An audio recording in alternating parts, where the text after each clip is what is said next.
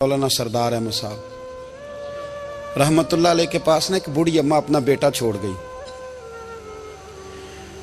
तो हजरत साहब ने कुछ 2, 4, 5 महीने रखा। तो बाद में उसकी अम्मा को बुला के कहा कि भाई तू बेवा है, बेटा तेरा यतीम है, मैं नहीं चाहता कि इसका वक्त ज़ाया हो। ये पढ़ने वाला कोई नहीं, सारे नहीं भाई पढ़ने वाले होते। अब यहाँ उलमा बैठे हैं, मैं बेअदब भी ना हो जाऊँ। कुछ पूरे 8 साल लगा के भी आ जाते हैं, सनद भी उनके पास होती है। नाराज ना हो जाना, ये तो सब अच्छे लोग हैं। सनद होती है पर पता पुता कोई नहीं होता। ये आला हजरत ने लिखी है बात। सनद होती है, पूरी डिग्री होती है, उस पर कई लोगों के साइन भी होते हैं। तो बहुत सारे तालिब इल्म ऐसे होते हैं जो मदारस में कहते हैं मैं फाजल फलां हूँ, लेकिन कोई शय पास।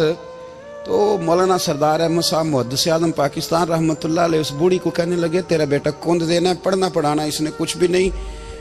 तो यतीम बच्चा है, कल को तो कहेगी कि मेरे बेटे ने वक्त ज़ाया किया तो वापस ले जा।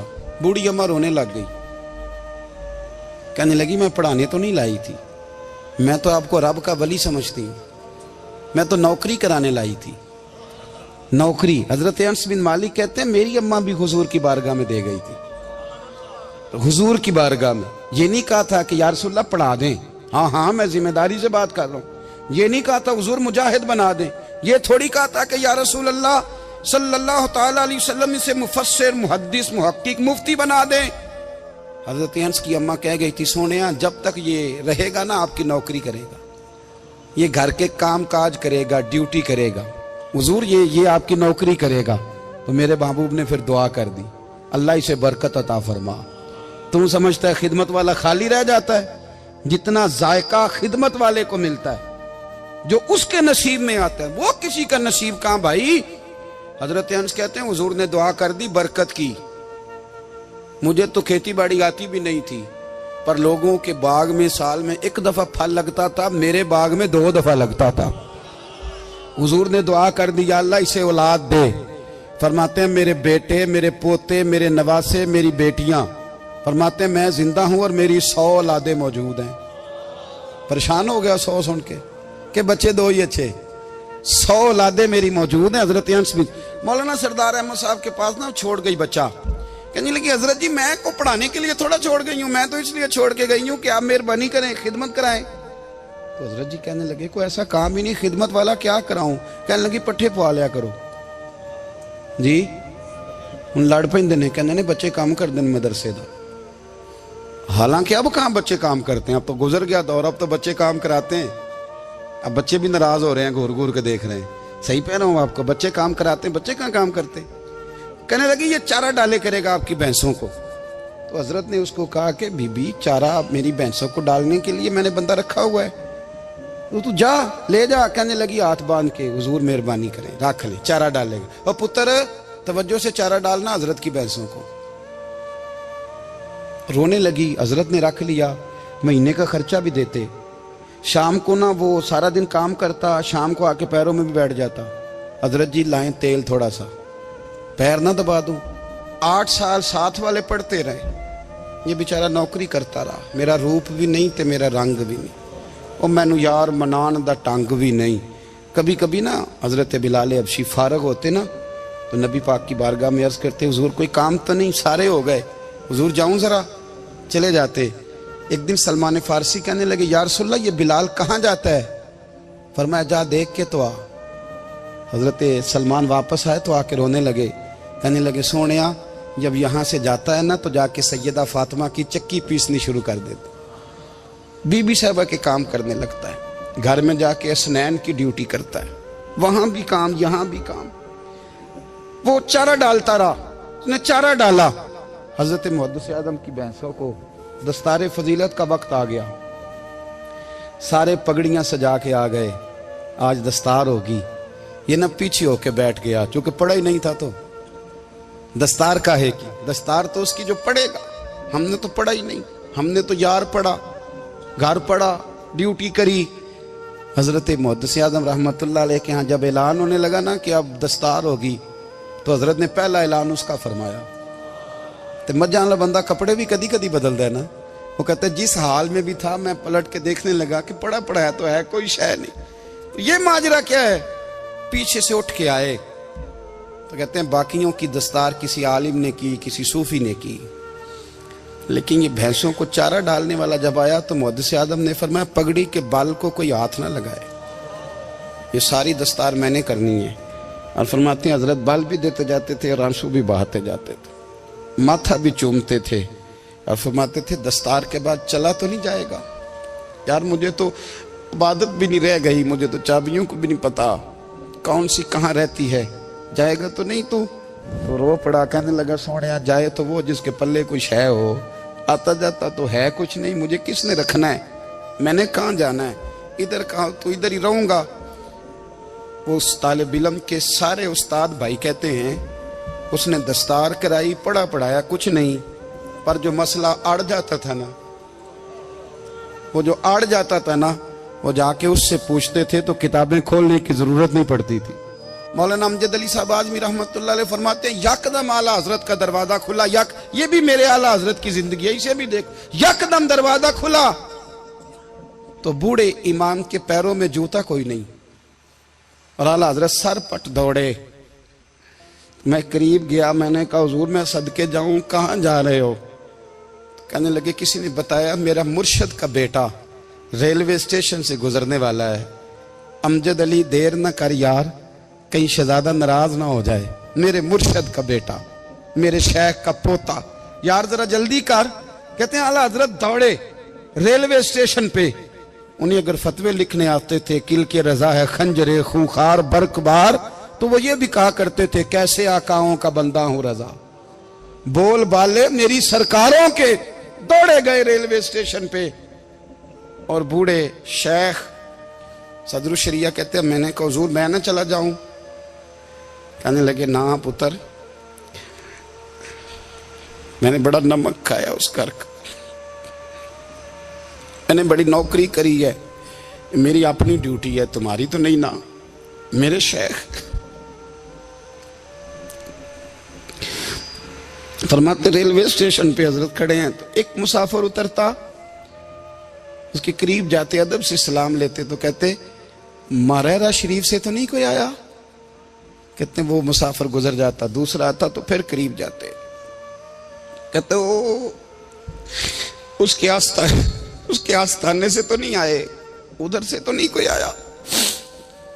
कहते सारे गुजर गए, जिन मुसाफिरों ने उतरना था उतर गए, ट्रेन चल पड़ी।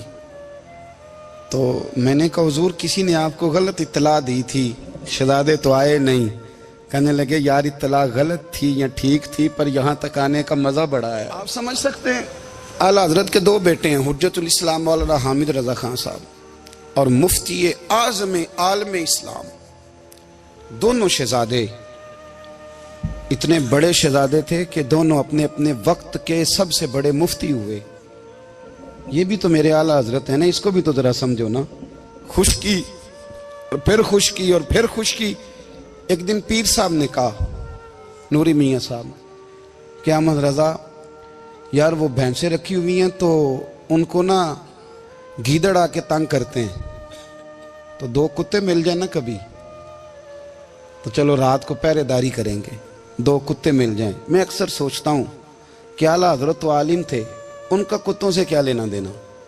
हजरत जी आपने कुत्तों की बात करनी थी तो किसी दुनियादार से करते, दो कुत्ते मिल जाएं तो जरा जानवरों की देखभाल करेंगे।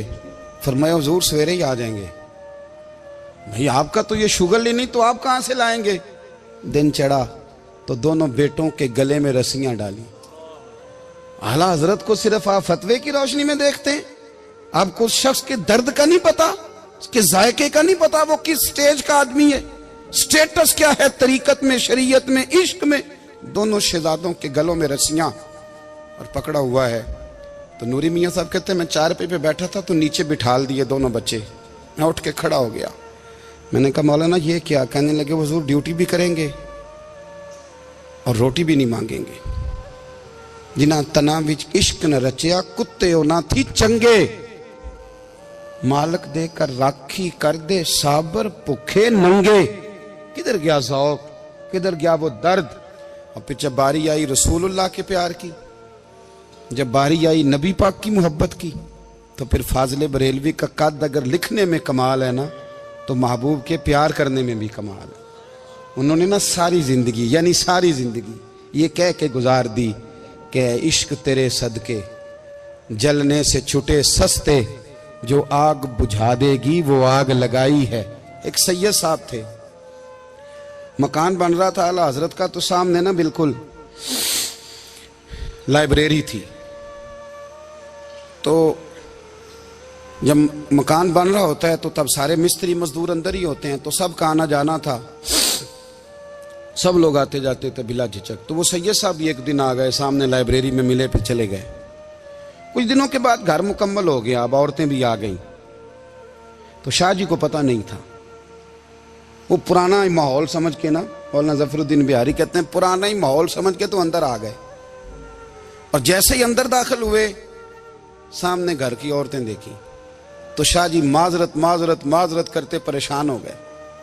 और फिर जब दोबारा पलटने लगे तो आला हजरत दौड़ के गए, हाथ चूमे, कहने लगे शाह जी आपको तो पता नहीं था, और आप मेहरबानी करें ये माजरत वाला लफ्ज वापस लें। ये मेरे घर की औरतें नहीं, ये तो सैयदों की बांदियां हैं, ये तो नौकरानियां हैं। तो आप मेहरबानी करें, ये अंदाज आपका जो है ये दुरुस्त नहीं, आप मेहरबानी फरमाएं अंदर आए। और फिर सारे खानदान को लेके पर्दे के पीछे खड़ा किया और कहने लगे शाह जी को गलती लग गई, उन्होंने हमसे माजरत की, अब हम सारे मिलके उनसे माजरत करेंगे, इसलिए कि ये रसूलुल्लाह का खानदान। यार थोड़ा बहुत दो चार लफ्ज जिस बंदे को आ जाए ना, दो चार लफ्ज, मैं जाती तौर पे ना, आपको पता है मैं तो नात खानों से तो हमारी बनती नहीं, बहुत सारे नात खान तो हमें वैसे ही नहीं। मैं कहता हूँ नात आने दे जाने का नाम नहीं, नात तो कलाम का नाम है। किसी बुजुर्ग की बात पढ़ो, कुछ मतलब उसमें कुछ ज़ौक़ हो, कुछ दर्द हो, ये क्या बात हुई जो आजकल काम शुरू है। लेकिन आपको पता है हम नात खां की भी इज्जत करते हैं।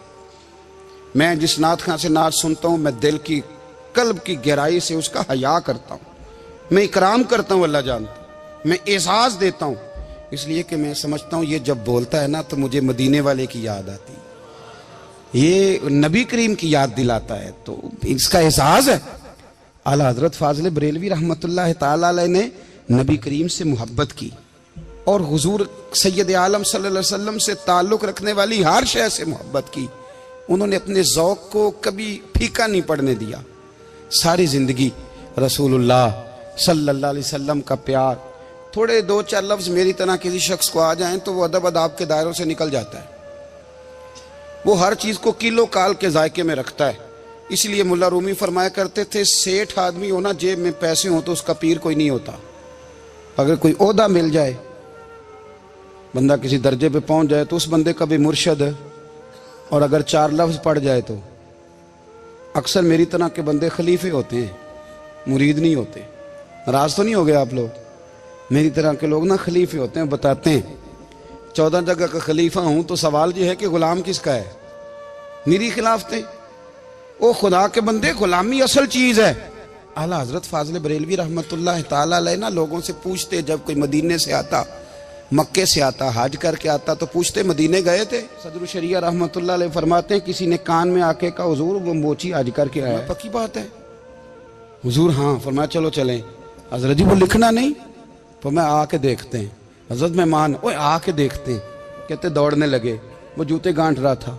जाके पूछा हज करके आए हो? कहा हाँ, मदीना शरीफ गए थे। वो जिस बंदे के पास लोग तारीखें लेने जाएं तो टाइम ना मिले, भाई आज मदीने गए थे? कहने लगा जी बड़ा करम किया सरकार ने, मैं तो 1.5 महीना रह के आया हूं। कहते हैं जुब्बा कहीं, पगड़ी कहीं, कलम कहीं, शागिर्द कहीं, मुरीद कहीं, और अंदर नहीं, हुजरे के अंदर छुप के किसी की तादीम नहीं, चौक में मोची जूते गांठने वाला दुनिया देख रही है। आला हजरत झुके और मोची के पैर चूमने शुरू कर दिए। लोग पकड़ दें, हुजूर ये क्या? वो भी पैर, कहने लगे पीछे हट जाओ। ये वो कदम है जो मेरे मुस्तफा करीम के दरे दौलत से होके आए। हरम की जमीन और कदम रख के चलना, अरे सर का मौका है हो जाने वाले। ये जायका, ये दर्द, तो आला हजरत ने ना ज़ौक़ वाली जिंदगी गुजारी, अदब वाली जिंदगी गुजारी, प्रेम वाला वक्त गुजारा, इश्क वाला वक्त गुजारा। हजरत बिलाल हबशी कभी सिपा सालार बने थे किसी जंग में, किसी सूबे के गवर्नर बने हो? बोलो तो सही यार। उनका तारुफ क्या था? नबी करीम के गुलाम। हुजूर के ना जो जाती मामलात थे ना, 20 अंसारी नौजवान थे जो हर वक्त नबी पाक के पास खड़े रहते थे कि हुजूर को हुक्म करें। 20 और 34 से लेकर 40 तक गुलाम हर वक्त हुजूर की बारगाह में रहते। हजरत बिलाल हुजूर के जाती मामलात की खिदमत करते थे। कोई ऐसी वो जो तबलीग की या दावत की या जंग की या जिहाद की कोई ड्यूटी नहीं वो करते थे, जाती खिदमत सरकार की।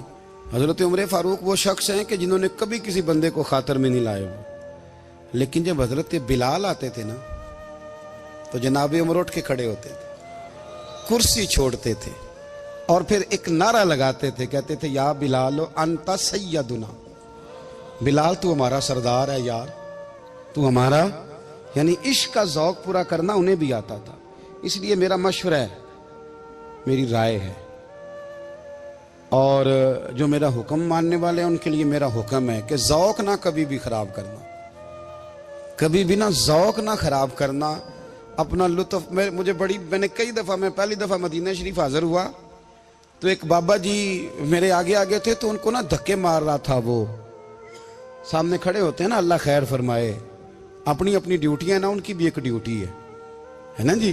तो वो धक्के मार रहा था तो बाबा उसे कह रहा था तेरी खैर होवे पहरेदारा, रोजे दी जाली चुम लैन दे। उन्हें फिर धक्का मारिया तो फिर उन्हें कहता तेरी खैर होवे पहरेदारा।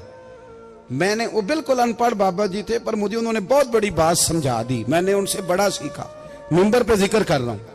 वो तीसरी दफा फिर धक्का मारा, तेरी खैर होवे पहरेदारा, रोजे दी जाली। तो बाबा जी बाहर निकल आए तो मैं भी पीछे निकल आया। तो मैंने कहा बाबा जी यहाँ कुछ इन्होंने बांग्लादेशी और हिंदुस्तानी भी रखे हुए हैं, पर ये तो अरबी था खालस। उन्होंने कदों ਤੁਹਾਡੀ भी समझ आती सी, तुसी पंजाबी ਦਾ शेर सुनाई जा रहे हो। कहते पुत्र मैनू भी पता है उन्होंने नहीं समझ आ रही, पर मैं तो अपना रांझा पै राजी करता सा। मैनू पता है उन्होंने कहा यार असी रांझा भी तो राजी करना है कि नहीं, कि सारी जिंदगी किलो काल के झगड़े में पड़े रहना है। ऐ इश्क तेरे सदके जलने से छुटे सस्ते, जो आग बुझा देगी वो। और एक जगह पे आला हजरत कहते हैं जान दे दी वादा दीदार पर, हमने जान दे दी। हाँ, खाली उसने वादा किया था कि आऊंगा, आया नहीं था, पर जान हमने पहले दे दी। तो इसलिए ना ज़ौक, शौक, प्यार, वारफ्तगी, मोहब्बत असातिज़ा के लिए, बुजुर्गों के लिए, उलमा के लिए, मशाइख के लिए, बड़ों के लिए, ना ज़ौक ना कभी ख़राब होने पाए। अल्लाह आपको सलामत रखे। और कुछ दुआएं मैंने दे दी हैं, कुछ अल्लाह जानता है मेरे दिल में हैं, वो मैं देता रहता हूँ। अल्लाह आपको हमेशा शाद व आबाद फरमाए।